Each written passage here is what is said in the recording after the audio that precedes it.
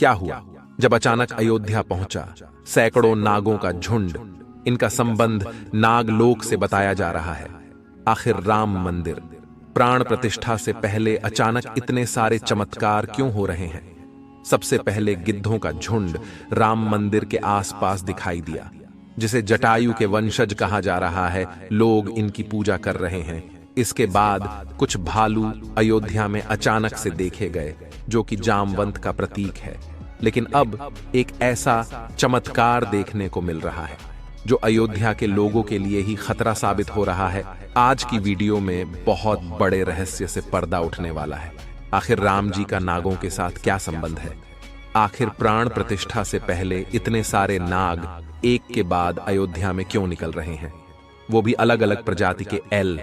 आगे बढ़ने से पहले अगर आप भी एक सच्चे सनातनी हैं तो इस वीडियो को लाइक करके कमेंट बॉक्स में जय श्री राम जरूर लिखें। 22 जनवरी सोमवार के दिन अयोध्या के नवनिर्मित राम मंदिर में होने जा रही रामलला की प्राण प्रतिष्ठा का सभी देशवासियों को बेसब्री से इंतजार है।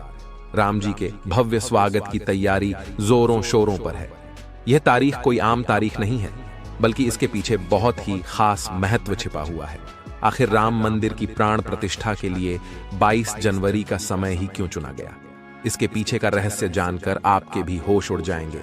त्रेता युग में प्रभु श्री राम का जन्म अभिजीत मुहूर्त में हुआ था। 22 जनवरी सोमवार के दिन मृगशीर्ष नक्षत्र में अभिजीत मुहूर्त का संयोग बन रहा है। यही कारण है कि इस तिथि को रामलला की प्राण प्रतिष्ठा के लिए चुना गया है। साथ ही यह भी माना जा रहा है कि इस शुभ मुहूर्त में रामलला की प्राण प्रतिष्ठा करने से प्रभु श्री राम सदैव मूर्ति के अंदर विराजमान रहेंगे। लेकिन जैसे जैसे प्राण प्रतिष्ठा का समय नजदीक आ रहा है, वैसे वैसे अलग अलग प्रजाति के नाग अचानक ही अयोध्या में प्रकट हो रहे हैं, जो कि अयोध्या वासियों के लिए खतरा बनते जा रहे हैं। लेकिन गिद्धों का और भालुओं का संबंध तो प्रभु श्री राम से बताया जाता है। उन्होंने रामायण में उनकी सहायता भी की थी। लेकिन इन नागों का श्री राम के साथ क्या संबंध है? आज की वीडियो में इस रहस्य से पर्दा उठने वाला है। चौंकाने वाली यह है कि इनमें दो प्रजाति के नाग अलग अलग क्षेत्र में बार बार निकल रहे हैं, जिनका संबंध वासुकी और तक्षक नाग के साथ जोड़ा जा रहा है। ऐसा कहा जाता है प्रभु श्री राम के भाई लक्ष्मण साक्षात अनंत शेषनाग का रूप है, और वासुकी नाग, तक्षक नाग और शेषनाग तीनों ही आपस में भाई है, जिसमें तक्षक और वासुकी नाग पाताल में निवास करते हैं और शेषनाग बैकुंठ में भगवान विष्णु की सेवा करते हैं। तो अंदाजा लगाया जा रहा है कि जब प्रभु श्री राम अपने भाई लक्ष्मण यानी शेषनाग और माता सीता के साथ अयोध्या धाम पहुंच रहे हैं, तो क्या शेषनाग के दोनों भाई पाताल में से उनसे मिलने के लिए बार बार प्रकट हो रहे हैं? दोस्तों, यह रहस्य बहुत बड़ा है, क्योंकि अयोध्या के क्षेत्र से जब एक सांप को पकड़कर सुरक्षित इलाके में छोड़ा जाता है, तो वही सांप पुनः राम मंदिर परिसर में भी देखा जाता है, जिससे कई बार मजदूरों को भी काम करने में भय महसूस होता है। लेकिन जय श्री राम का नाम उन्हें हिम्मत देता है। आप भी नीचे कमेंट बॉक्स में जय श्री राम जरूर लिखें। लेकिन दोस्तों, प्रभु श्री राम का नागलोक के वीडियो के साथ क्या संबंध है? वो सच्चाई जानकर आपके पैरों तले जमीन खिसक जाएगी, क्योंकि पूरे घटनाक्रम को मल्टीवर्स के साथ जोड़कर देखा जा रहा है, जिसे हिंदी में सृष्टि चक्र कहते हैं। मल्टीवर्स की सच्चाई जानकर आपके भी रोंगटे खड़े हो जाएंगे। जिस संसार में हम रहते हैं वो सृष्टि व विनाश के चक्र से गुजरती है। इस संसार के प्रत्येक सृष्टि चक्र को एक कल्प कहा जाता है। हर कल्प के 4 युग या 4 भाग होते हैं। दूसरे भाग या त्रेता युग में राम अयोध्या में जन्म लेते हैं और रामायण करके फिर से बैकुंठ लौट जाते हैं। यानी कि अगर आप इस पृथ्वी पर अपना जीवन यापन कर रहे हैं, आप जो घटनाक्रम कर रहे हैं वही बराबर घटनाएं किसी और यूनिवर्स या कल्प में आपके ही रूप के साथ पुनः होने वाली है या फिर हो चुकी है। आगे मल्टीवर्स की सच्चाई को साबित करने के लिए एक ऐसी पौराणिक घटना आपको बताएंगे, जिसे जानने के बाद आपको भी मल्टीवर्स की सच्चाई पर यकीन होने लगेगा। इस दुनिया में केवल 3 विद्वानों को मल्टीवर्स को देखने की और उनमें जीने की, टाइम ट्रैवल करने की इजाजत दी गई है। जिसमें पहले है वासुकी नाग, दूसरे हैं तक्षक नाग और तीसरे हैं काकभुशुंडी देव। तक्षक और वासुकी नाग के बारे में हम आपको बता चुके हैं, लेकिन सवाल उठता है आखिर काकभुशुंडी कौन है और आखिरी इन्हें प्रभु श्री राम ने अमर कैसे बनाया। वेदों और पुराणों के अनुसार काकभुशुंडी ने 11 रामायण और 16 महाभारत देखी हैं। वह कल्प के अंत तक अपने शाश्वत स्वरूप में जीवित रहेंगे। भगवान राम ने ही काकभुशुंडी को अमर बनाया था। कौए के रूप में अपने एक जन्म के दौरान काकभुशुंडी की मुलाकात बालक राम से हुई। प्रभु खेल रहे था और उसने उसे पकड़ने की कोशिश की। समय आने पर काकभुशुंडी को भगवान के मुख के दर्शन हुए। बालक राम के मुख में आकाश गंगाओं और ब्रह्मांड को देखने के बाद काकभुशुंडी ने भगवान राम से दूर उड़ना बंद कर दिया और उनके पास लौट आए। काकभुशुंडी ने भगवान राम को न पहचानने के लिए क्षमा मांगी। भगवान ने उन्हें दिव्य मुस्कान दी और काकभुशुंडी से उनकी इच्छा पूछी। काकभुशुंडी ने कहा कि वह भगवान राम के प्रति अपनी भक्ति हमेशा हमेशा के लिए करना चाहते हैं। काकभुशुंडी के प्रेम और समर्पण से प्रसन्न होकर भगवान राम ने उन्हें आशीर्वाद दिया कि काल काकभुशुंडी को नहीं मार सकता और वह इस कल्प के अंत तक जीवित रहेंगे, जिसके बाद सृष्टि के 27 चक्रों तक जीवित रहे। उन्हें अमरता का वरदान प्राप्त हुआ। वे कौवे के रूप में जीवित रहे क्योंकि उन्हें भगवान राम के निकट रहने का अवसर मिलता। जब भी भगवान राम का जन्म होता है, वह अयोध्या जाते हैं और भगवान राम को एक बच्चे के रूप में बड़े होते और खेलते हुए देखते हैं। यह भी हो सकता है काकभुशुंडी अयोध्या में भी हाल फिलहाल मौजूद हो और राम मंदिर के निर्माण कार्य को अपनी आंखों से देख रहे हो। यानी कि यह तीनों विद्वान अपनी मर्जी से किसी विकल्प यानी यूनिवर्स में जा सकते हैं, टाइम ट्रेवल कर सकते हैं। और अयोध्या में अचानक से नागों का पाया जाना, वो भी राम मंदिर प्राण प्रतिष्ठा से पहले, तो इनका संबंध भी वासुकी और तक्षक नाग से लगाना गलत नहीं होगा। इन नागों के दर्शन मात्र से भक्तों का उद्धार हो जाता है। लेकिन कई लोग होंगे जो अभी भी मल्टीवर्स यानी सृष्टि चक्र को मानने को तैयार नहीं होंगे। लेकिन आगे हमें कैसे कहानी, एक ऐसी सच्ची कहानी आपको बताने जा रहे हैं जिसका संबंध रामायण से जुड़ा है, और इसे जानकर आपको विश्वास हो जाएगा कि मल्टीवर्स वास्तव में होता है। जिस तरह दुनिया में आने वाला हर इंसान की मृत्यु निश्चित होती है, उसी तरह इंसान रूप में जन्म लेने वाले भगवान के अवतारों का भी इस धरती पर एक निश्चित समय है। वो समय समाप्त होने के बाद उन्हें भी अपने प्राण त्याग करके अपने लोक वापस लौटना पड़ रहा था। उसी प्रकार भगवान श्री राम भी इस लोक को छोड़कर वापस विष्णु लोक गए। भगवान श्री राम के मृत्यु में सबसे बड़ी बाधा उनके प्रिय भक्त हनुमान थे, क्योंकि हनुमान के होते हुए यम की इतनी हिम्मत नहीं थी कि वो राम के पास पहुंच चुके। लेकिन स्वयं श्री राम से इसका जो हल निकाला वो मल्टीवर्स यानी सृष्टि चक्र के साथ जुड़ा हुआ है।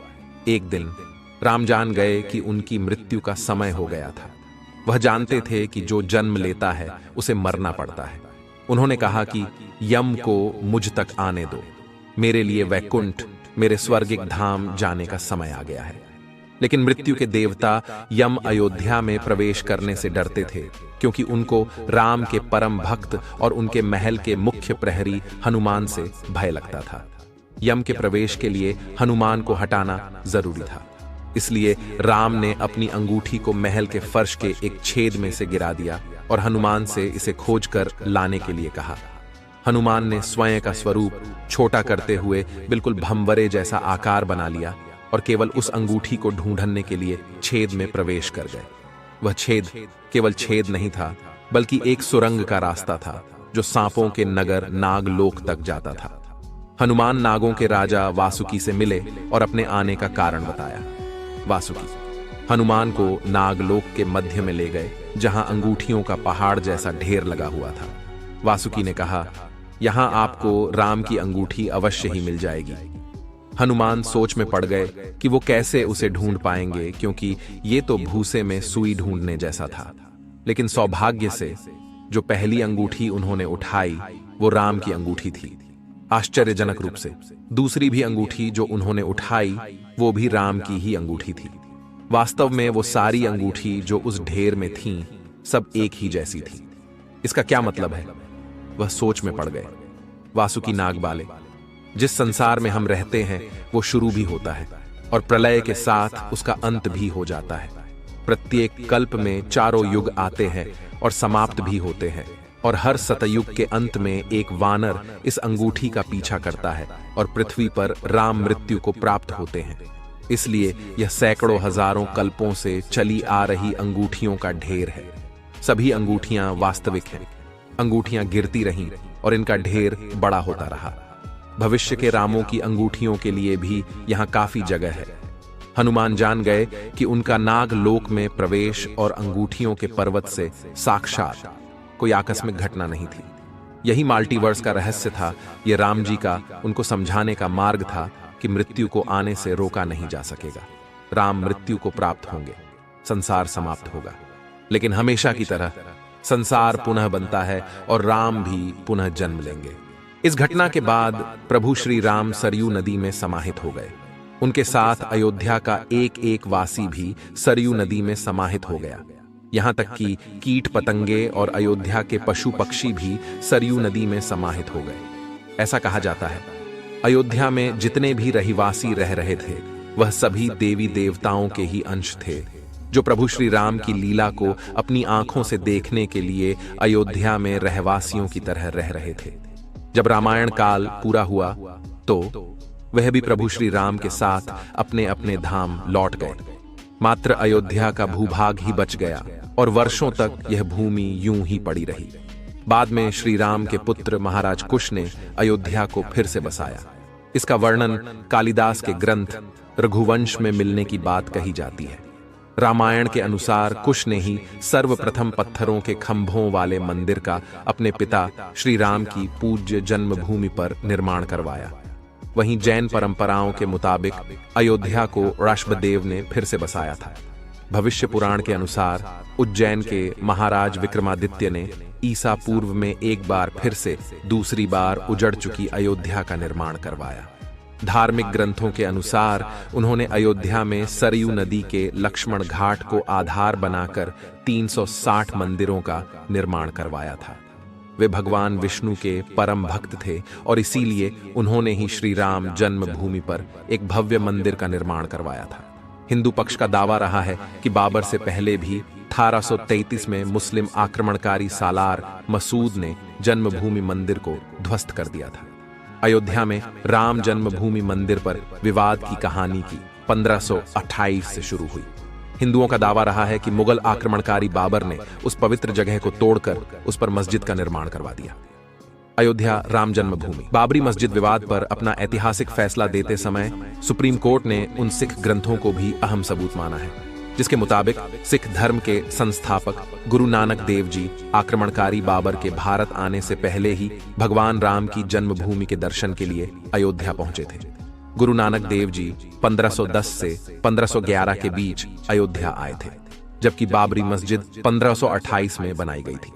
इतिहासकारों के अनुसार वहां पर बाबर के कहने पर उसके एक सूबेदार ने मस्जिद का निर्माण करवाया था। 23 दिसंबर 1939 को राम जन्मभूमि मंदिर के इतिहास में एक बार से जबरदस्त मोड़ आ गया।